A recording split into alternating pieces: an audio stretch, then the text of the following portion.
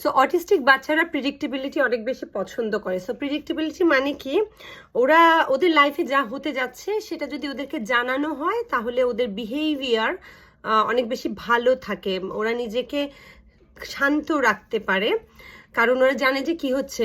সেজন্য সবসময় বলা হয় যে অটিস্টিক বাচ্চাদের যাতে একটা রুটিন থাকে, রুটিন থাকলে ওদের মধ্যে হাইপার অ্যাক্টিভনেস কমে যায়, ওরা অনেক বেশি কাম থাকে।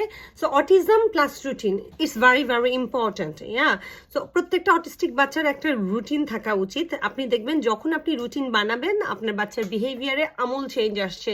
ডেইলি সেম থিং যদি একইভাবে হয়, এক্স্যাক্টলি সেম টাইম হতে হবে তা না, 10 মিনিট আগে পিছিয়ে হতে পারে, বাট তাহলে দেখবেন যে তাদের বিহেভিয়ারের মধ্যে একটা স্থিরতা এসেছে।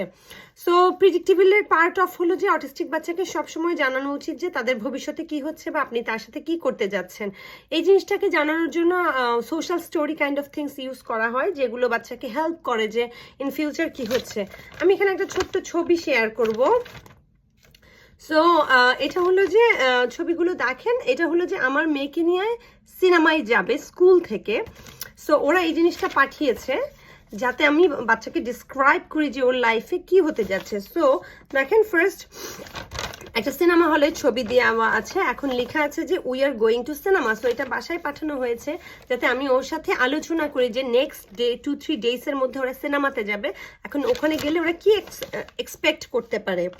Then we are going to cinema. Next we will have registration in classroom. So প্রথম ওদের ক্লাসরুমে ওদের নেম রেজিস্ট্রেশন হবে। We will walk to the cinema to watch the Jungle Book. So ওরা স্কুল থেকে হেঁটে সিনেমা হলে যাবে, ঠিক আছে। Then we will eat snack at the cinema. একটা পপকর্নের ছবি দেওয়া আছে যে তারা পপকর্ন খাবে সিনেমা হলে বসে।